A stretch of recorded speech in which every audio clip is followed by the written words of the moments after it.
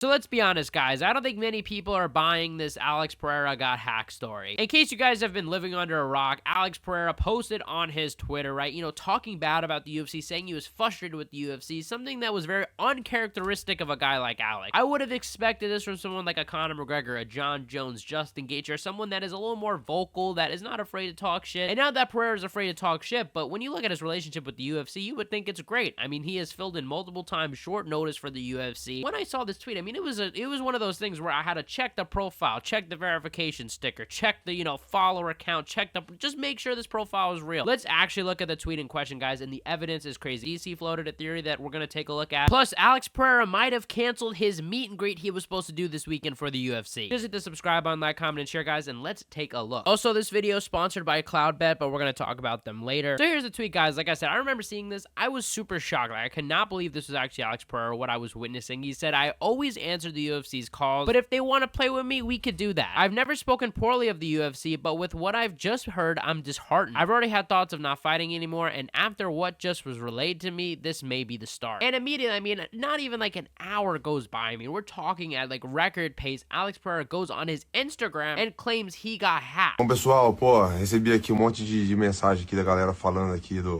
que viu mensagem do meu Twitter e, pô, eu nem sabia que tinha sido hackeado porque faz tempo que eu não posto nada, vocês veem aí, mas foi hackeado e eu vou estar resolvendo aqui e, pô, eu nem sei o que tá acontecendo aí, tem uma relação muito boa com a UFC sempre e, pô, as pessoas gostam de, sei lá, great relationship with the mal. UFC. Então é isso, chama.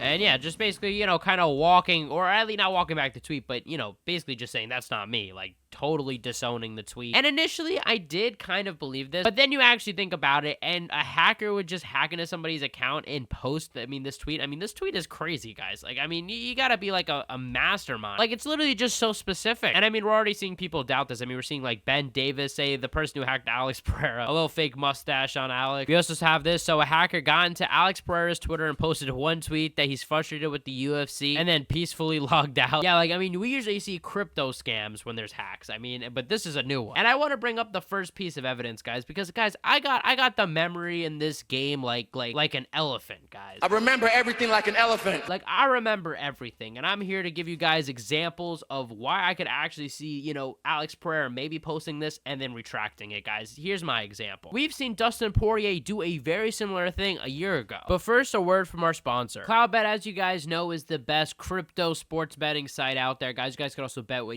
just regular USD or whatever money you guys got. This weekend, we got both PFL and UFC going down, both big fights. Paul Hughes is going to be fighting in Belfast. I was hoping it was going to be against Usman. And if he wins this fight, he's got to rematch Usman. It's got to happen. Let's go ahead and parlay the two main events, right? Paul Hughes versus Bruno Miranda, guys. I'm going to pick Paul Hughes. Paul Hughes, I was so impressed with, how he fought Usman. It was a very close fight. Like, people didn't even give him a chance. He was a huge underdog, and I think he could potentially even beat Usman in the future. I'm also going to be taking Bilal Muhammad to put the crowd to sleep in the first round. Look, guys, you don't have the odds for that, but I think I'm probably going to go with Bilal Muhammad by decision, guys. All right, guys, I'm going to place $50, guys, a $50 parlay. We're going to place it, guys, and as easy as that. Remember, I've shown you guys before, like, look, you could look at Paul Hughes and you can see, look, his last few fights. I think this is really good for combat sports, especially if you're not someone that remembers all this stuff. There's so many fights that go on. Use my code JackMMA on Cloudbet to unlock all sorts of cool rewards and benefits, including a 2,500 welcome package. All you got to do is add my code after you create a Cloudbet account. Go over there, link in the description, guys. Remember to bet responsibly. And let's get back into this video. So this is Dustin Poirier's Twitter, and this was February 1st, 2024, right before his fight with Benoit Saint-Denis, right? That happened, I think, in Miami or whatever. And there was a point where Dustin Poirier gave a lot of fans a scare, saying, my fight's off, but still working. And, obviously this is him training and stuff like that. But we saw, look, this is February 1st at 12 p.m. Let's see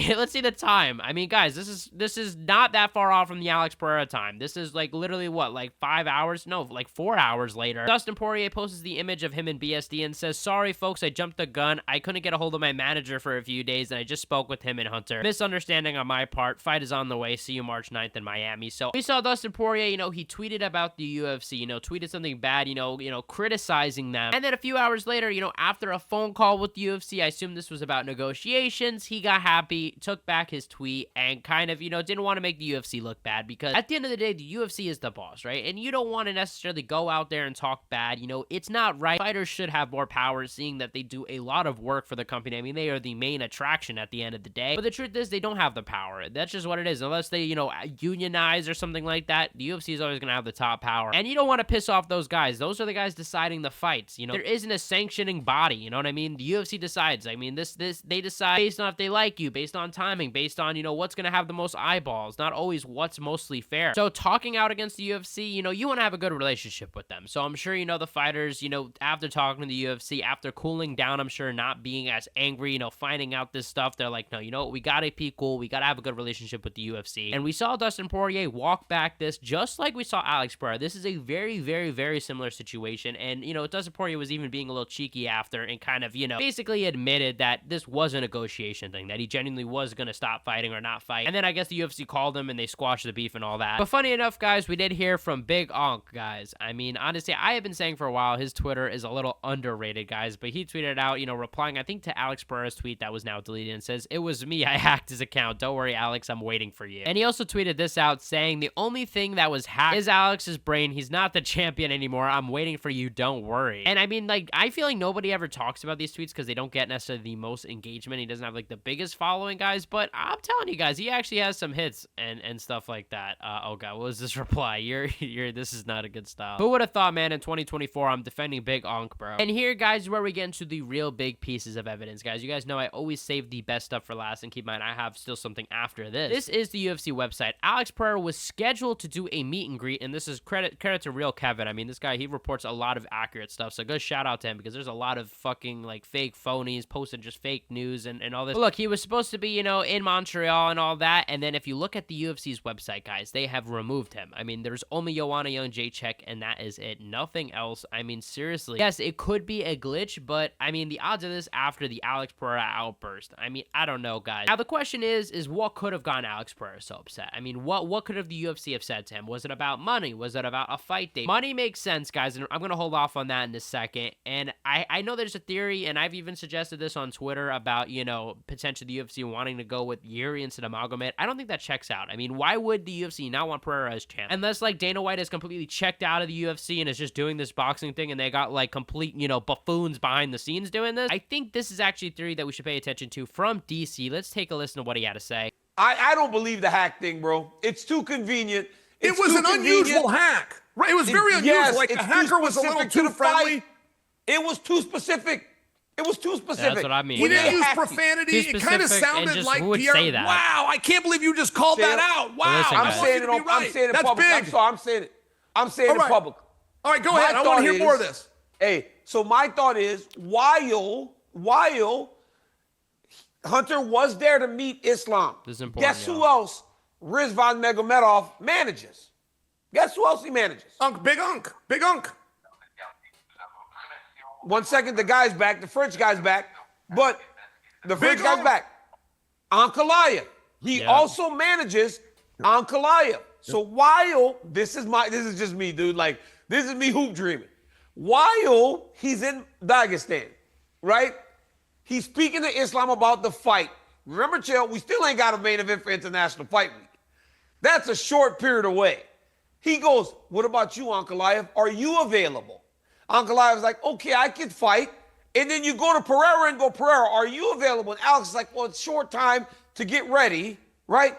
Okay, Alex, we're going to give somebody else this title fight." No, Alex gets mad, goes to the internet. That's not a bad theory. That up. I actually think this does make a little bit sense, guys. And it makes more sense, I think, than the whole, we're giving Yuri a title shot on this. Alex Pereira said, "Look, I'm injured. August is too soon." We heard that, Pereira and Ankalaev too might be in August in Chicago. But if Pereira called up and said, "Look, I'm hurt. I need a little extra time. Maybe we could do it in October. Maybe we could do it in November," something like that. And I mean, if the UFC actually gave Alex Pereira problems about that, that's just so ridiculous. I mean, think about how many times this guy has stepped in on short notice. Give him some extra time, dude. You owe him probably a year worth of training camps at this point. Give the man his time. I mean, and somehow John Jones is still the champ. Come on, you're gonna literally wait around for John Jones not to fight Tom Aspinall, but you can't wait a few months for Alex Pereira to fight Magomed. That's the fight to make. It's clear as day. As for DC's theory about International Fight Week, do I buy it? I mean, look, Ilya did come out today and said he's fighting International Fight Week main event, so it seems confirmed he's probably going to fight somebody. I think that this is probably not the case. I think if anything, maybe they're trying to do a Magomed Ankalaev co-main event or something like that, but probably what this is about, in my opinion, is money. It's just ridiculous. And like I said, and I would even understand maybe if Yuri was the champ or it was someone exciting. You're gonna do this for Magomed? Like,